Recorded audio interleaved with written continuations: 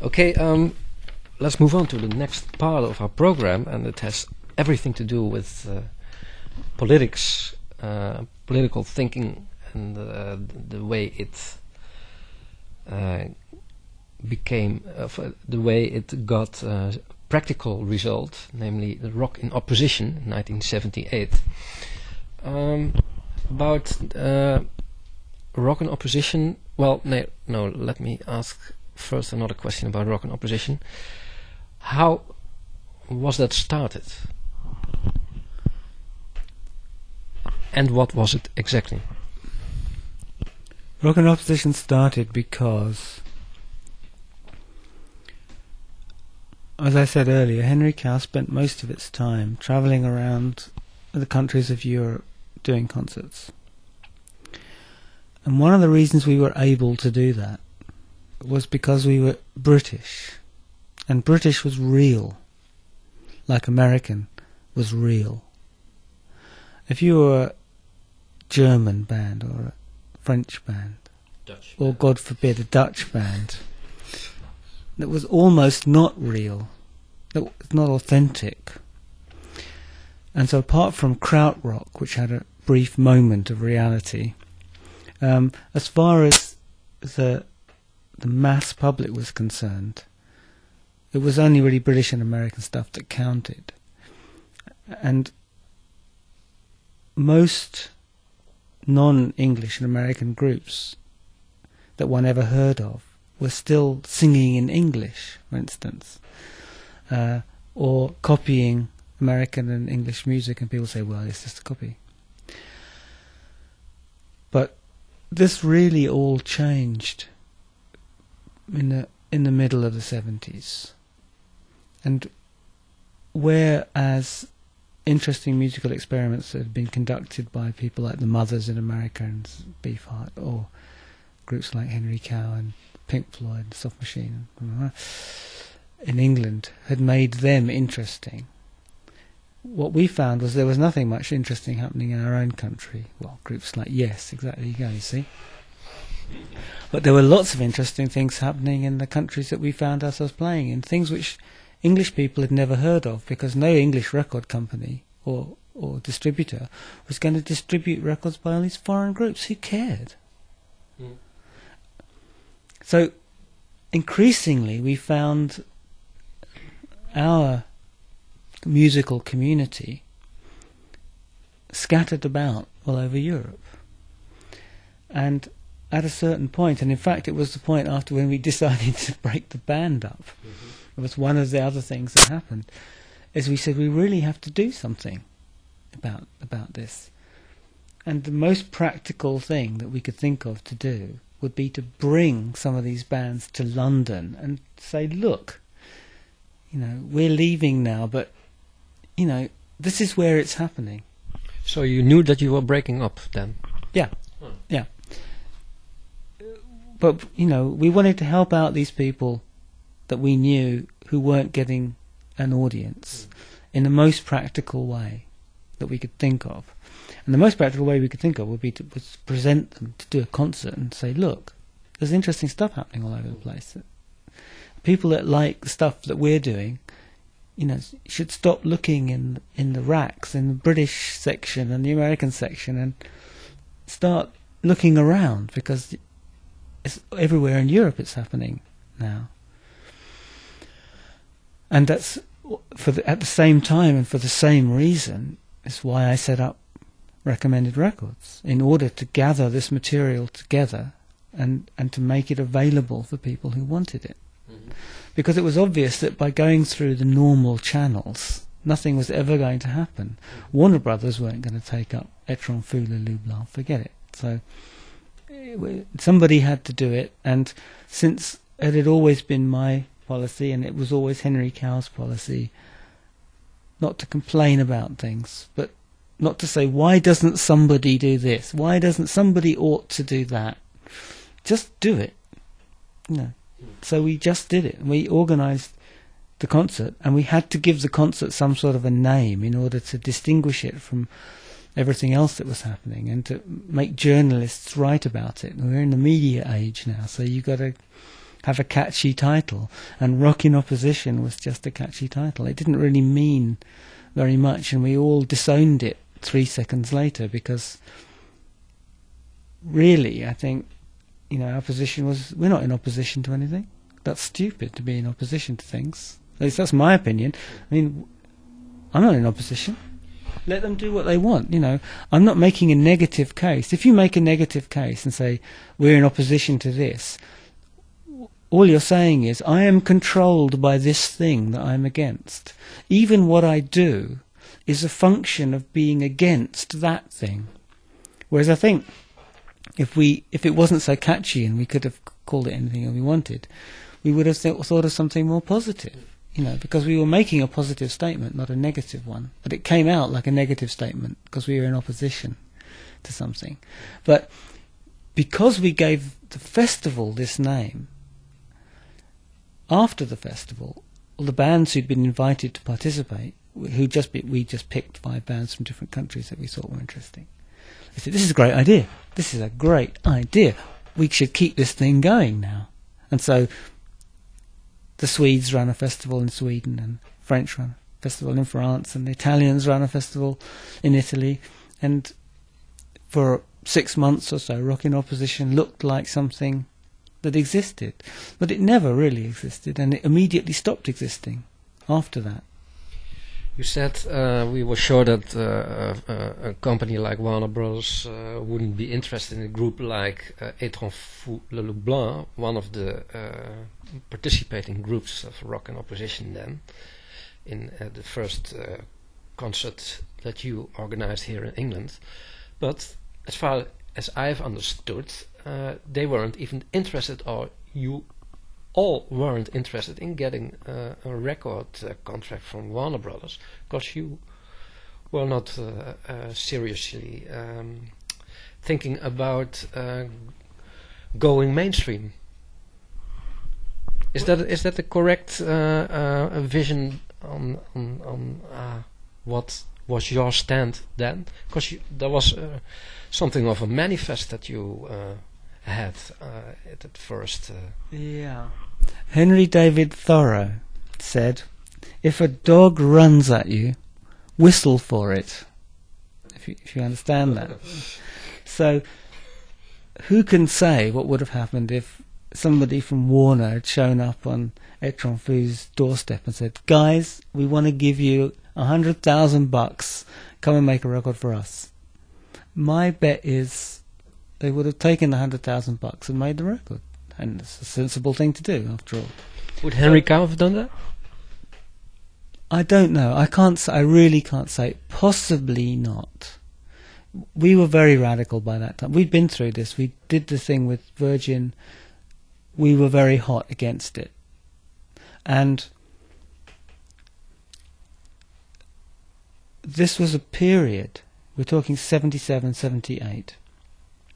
This is a period in which the doors had been kicked down by punk and the new wave and all the independent labels.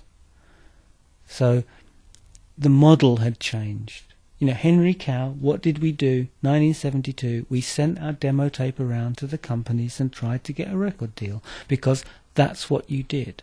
We didn't try and set up our own label either, because we couldn't even see that we'd ever get distribution. It wasn't even something that one thought of doing. Only Sun Ra was doing it at that time. By 1976-77, it wasn't such a strange concept to be independent, to have an independent label, to make your own record. Actually, that was now a model that was fairly well established. So one can make a virtue of a necessity and say, we're independent, we want to be independent. But it's a big statement to say, when we get offered that record deal, we're not going to take it. We're going to stick with our pals. This is, it's usually never put to the test. But I'm sure if I put out records, as I do, by all sorts of different people, and if some huge record company came up to Muskie and Van Oster and said, this stuff is really great, it's better than My Life in the Bush of Ghosts, we'll give you guys a big budget, we'll release your record, we'll get your music in front of 10 million people. Who's going to say no to that? It's just that the big companies, the whole situation has changed in the last 12, 15 years. The big companies aren't interested anymore. They don't need to be interested anymore. And whether we want to stand on our own 2 feet or not, we have to do it. Back then, it wasn't so obvious, and so it seemed much more like taking a radical position to say, forget it, we're going to look after ourselves. And that was how the label was born. It was very much, at that time, a radical thing to do, to say, the hell with it. We're not going to try and persuade these miserable deadbeats. You're going to go and crawl up to them on our hands and knees and say, please distribute my record, please release, please exploit me. You're exploiting all these other people, please exploit me too. It's such a waste of energy when you could just say, I'll do it myself. And of course, if you're going to form a label, and this is why I set up the distribution, it's the minute we decided to release the Art Bears record, I thought, right, we've got to get some distribution. And it seemed to me completely obvious that the problem wasn't having a record label. That's easy. The problem was getting your record distributed. So setting up a distribution network, that was the thing to do. So in England there was Rough Trade, for instance, who existed already, who were doing that kind of work. But Rough Trade existed only to distribute alternative product. They had they exercised no judgment about the quality of the product, what kind of music it was. As far as they were concerned, it was a political gig. If you were independent, they would distribute you. And that's very important, and for that they deserve, maximum praise. That was never my concept. My concept was, I want to look after this tiny little corner of music that I think is interesting and important. I'm not going to pretend it's democratic. I'm not going to pretend that I'm supporting independent initiatives, full stop. I want to make a certain kind of music available. So I was thinking at least as much about the public, the listener, as I was about the bands. Yeah, okay, but again, I would like to refer to your book, File Under Popular. Maybe it's a quotation out of the context, I don't know, but on page 212 you say, real innovation must always occur outside the industry. Yeah. So, absolutely. Well, it's obvious, isn't it? I mean, even Elvis Presley occurred outside the industry, and I consider that to be a real innovation myself. But the industry, I can't think of many examples, or I can't offhand think of any examples where the industry has actually taken something at the beginning. They come along later. They cherry pick. Independent, somebody else does it first, or a band gets popular first. And then when everything is safe and secure, then the big companies come in and say, we'll take that. Pink Floyd, who became quite famous in England early on, when Syd Barrett was still in the band, when they had their hits, their first album wasn't made by EMI. Was it EMI that put their records out? Whoever it was. Their first album was made as an independent production and sold to the record company. Yes, but the argument... well, no, let's turn it the other way around. Should have been not a danger then. Suppose that Warner Brothers should have knocked on the door of Étrange Foule Le Loup Blanc. That such a contract with such a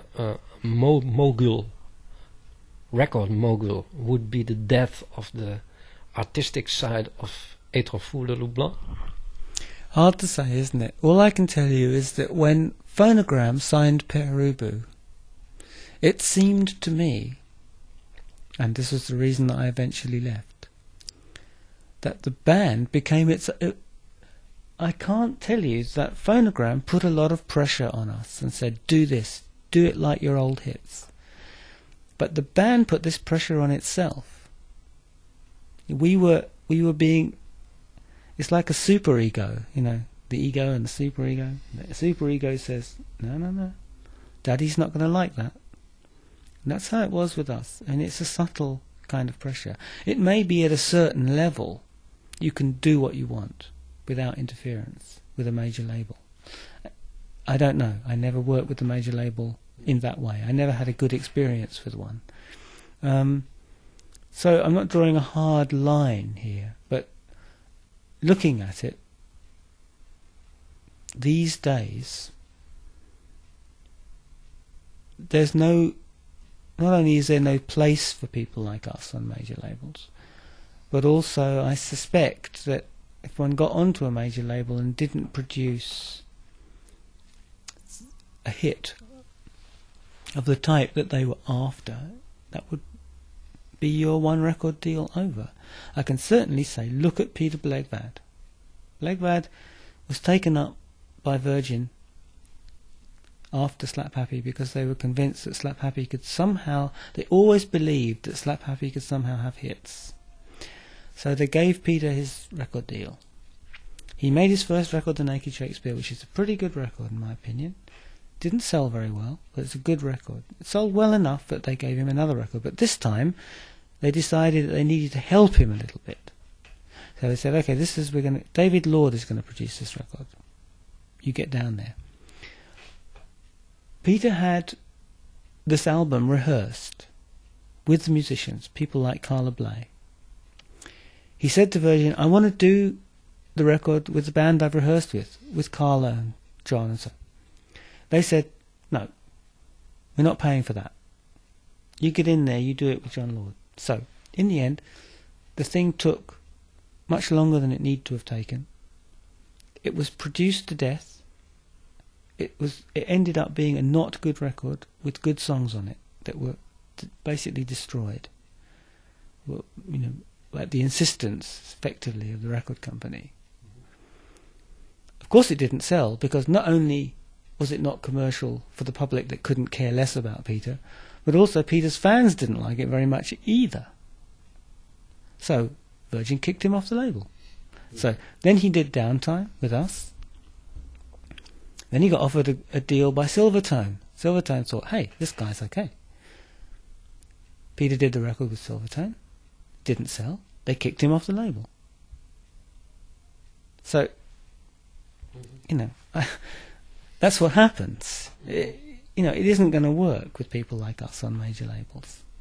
It's all right for Tom Waits. He can do it. It's all right for Bjork. She can do it. It's all right for a few people who somehow happen to be situated conveniently. They can coexist with major labels, and they can also do more or less what they want to do. Zappa and Bivart.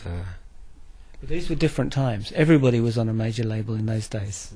And in those days, because the major labels had a monopoly of everything, they would take on everything across the board to see how it went. They were much more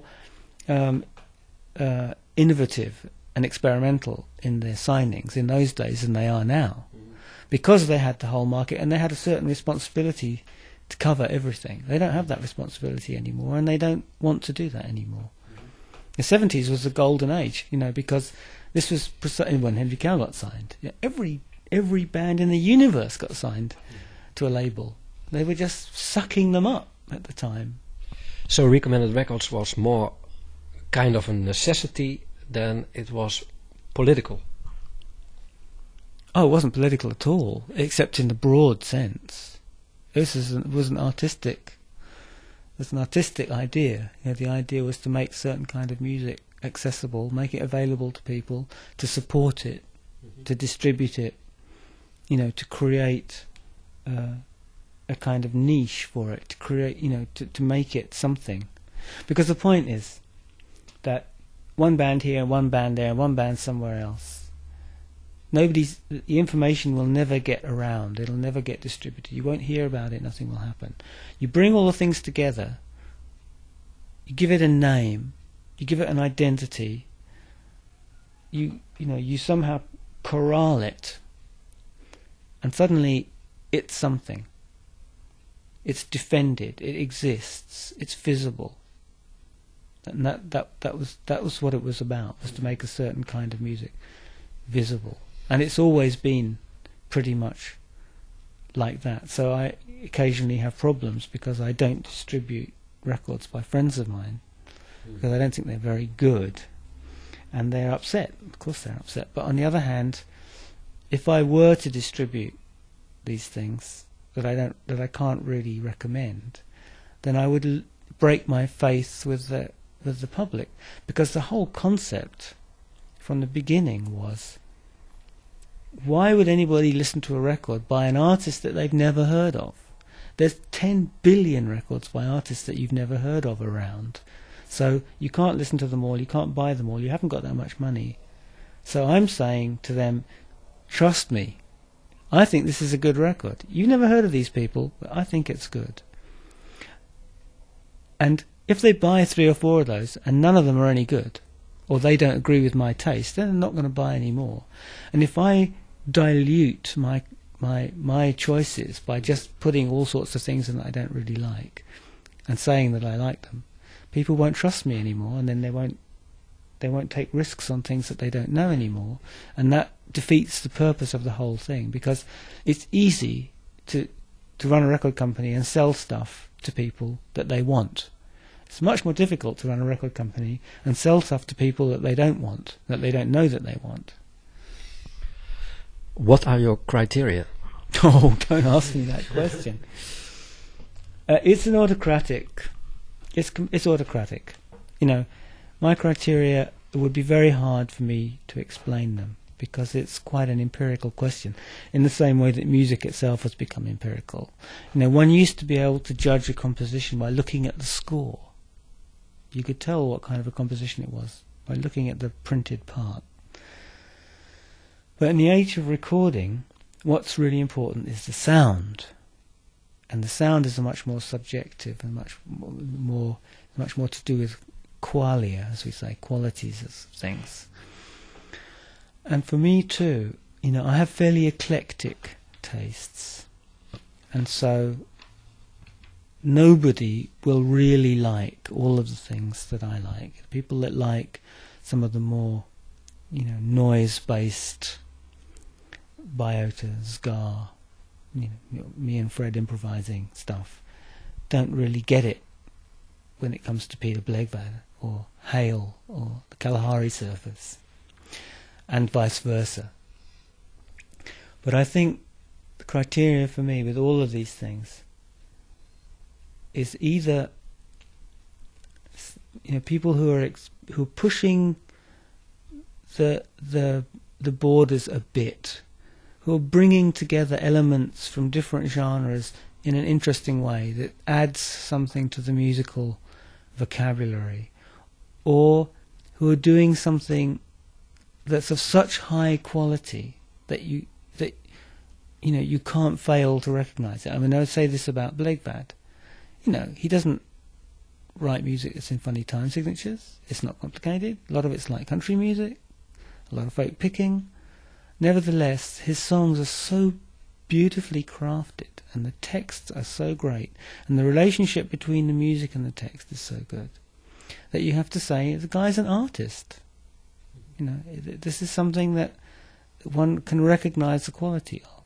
So that kind of judgment is very different from the judgment of, say, biota, who, it seems to me, are unique, have found a unique way of using the studio and of putting sound together, and who have an aesthetic which is unlike any other aesthetic I've ever encountered.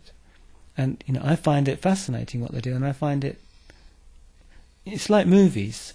You know, there are different kinds of movies, and they're good for different reasons.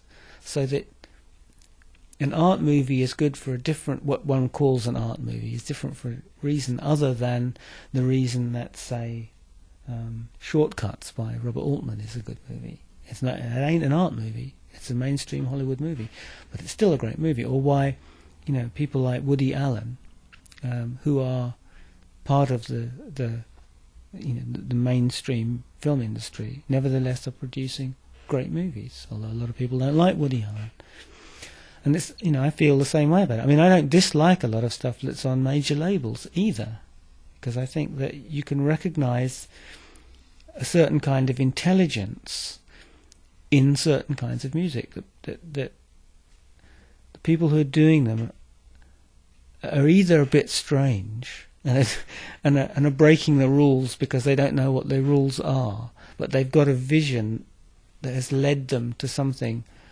that when you hear it makes you think again about the kind of things that are possible in the medium. Or they're people that have broken the rules in a very deliberate kind of way because they understand exactly where, what kind of discourse they're engaged in, and they want to extend that discourse, and they want to use that discourse in order to put another point of view. So these are my criteria. They're kind of broad.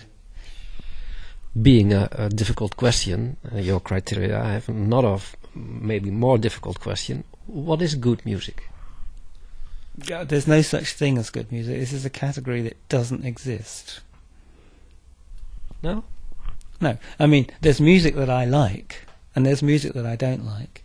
And there's music that I don't like, but I think it's extremely well done, and I can recognise the qualities that it has. And there's music that I like, and I can see that I like it for the wrong reasons. What are wrong reasons? Well, the wrong reasons would be that I like it because of some quality that the people who made it had no intention, had no idea of when they made it. But to talk about good music and bad music is meaningless because it actually attributes the quality to the music itself rather than to my feeling about it, my judgment of it. Mm-hmm.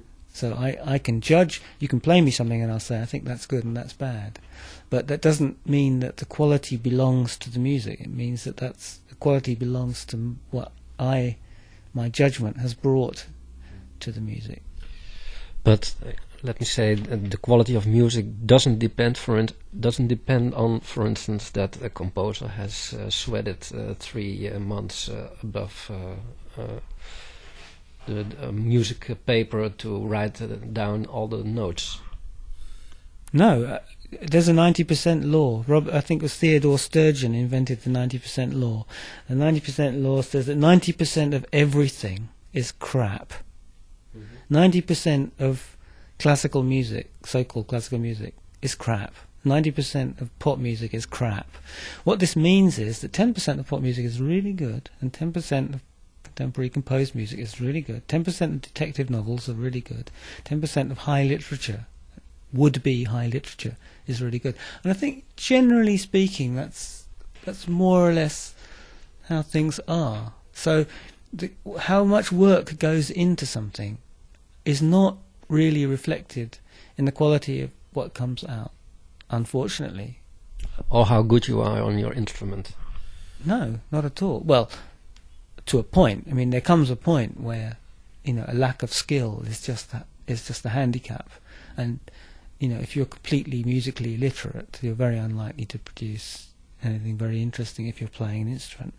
If you're completely music illiterate, on the other hand, you might well produce something interesting if you're using a technology where you don't actually have to play anything. That's a new level that's been added to music making. But in general, I think against the general consensus, philosophical consensus, I think it is useful to think about music as a kind of language or as a number of languages, in the sense that you need, if you want to express yourself in a language, you need to have some vocabulary. You have to know what is a legitimate way to use a word and what is not a legitimate way to use a word. You have to know what people will understand by what you say, that you can't just say any old thing because you've got an idea in your head and expect that other people will understand what it is that you mean. They'll understand what it is that you say according to the rules of the language that you're using. And of course there are all sorts of different languages, but you need to know them. And it's the same with music. I feel confident to say in certain genres of music, this is really well done, this is not really well done, because I know the language and I can tell you whether somebody's faking it or not. I can tell you whether they're just copying somebody else, whether they can't really do what it is that they're trying to do, or whether they understand the language and they've made some interesting intervention. And in other fields I couldn't tell you that. And if you think about music as a language, then it follows as a corollary to that if you're illiterate, if you have a very small vocabulary, you're not very likely to be able to say anything of much interest. Mm-hmm. So I don't believe in the kind of naive idea that anybody somehow with some sort of native genius and no knowledge and no skill and nothing else can somehow just get in there and do it, because chances are that they'll be talking gibberish. Won't mean anything. Music has meaning. It says more than only about music itself.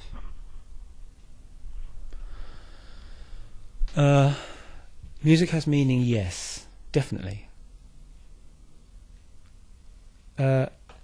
However, it is musical meaning. And this is another reason why music is like a language, in my opinion. You might be able to translate French into Dutch, and that's one language into another language, and express a similar sort of meaning. But you can't translate music into Dutch, and you can't translate music into a painting either, because they are languages that don't allow translation. The meaning is so tied to the medium and the form that it can't be translated. So one can talk about music, but that is talk about music. One cannot translate music into language. Nevertheless, since one is able to make judgments between different kinds of music, and one is able to talk intelligently about why one likes this piece of music and doesn't like that, and why this Tamla Motown song is better than that. So it does mean that you're trying to articulate something that's there.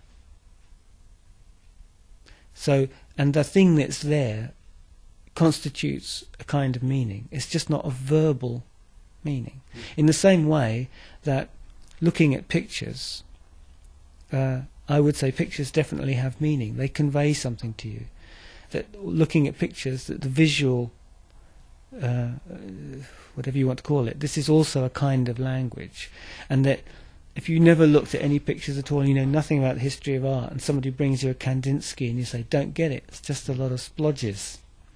That's okay if that's your opinion, but you are hampered by the fact that you don't understand the visual language, and therefore it's the same as if you started talking Dutch to me and I said, this guy's talking nonsense. That's not, because I don't recognize it as a language.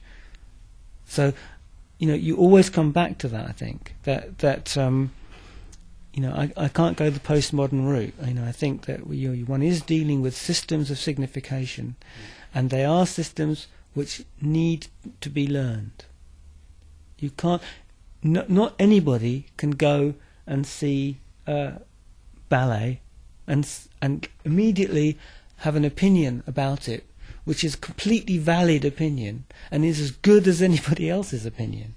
Somebody who's been steeped their whole life in the history of dance and ballet, will have a different opinion, and one has to give their opinion a certain weight, because one doesn't necessarily ever have to see what they see. One might still find ballet completely meaningless and awful and not want to watch it. But that's a reason for not watching it. It's not a reason for saying, now that I'm head of the Arts Council, I've never liked ballet. It's meaningless. Let's scrap it. You can't do that. But can you say that, for instance, one can consider the Beatles as great as, for instance, Stravinsky? I think you can't compare. Is a banana as great as a piece of wood? No, I don't think that's a question you can answer. And I don't think Stravinsky and the Beatles are really speaking the same kind of musical. I mean, they're all speaking music. You can say that on the very, very basic level. You can say they're all speaking music. But since they're speaking about different subjects, one might say, it's very difficult to make a comparison. But the 90% rule would apply, so that I would say Stravinsky belongs to the 10% in his field, and the Beatles belong to the 10% in their field.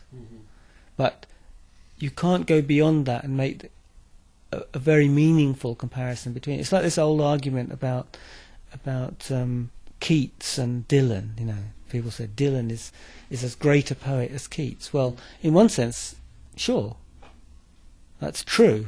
But in another sense, it's a meaningless thing to say, because Keats and Dylan are not competing with one another. So, you know, why compare them?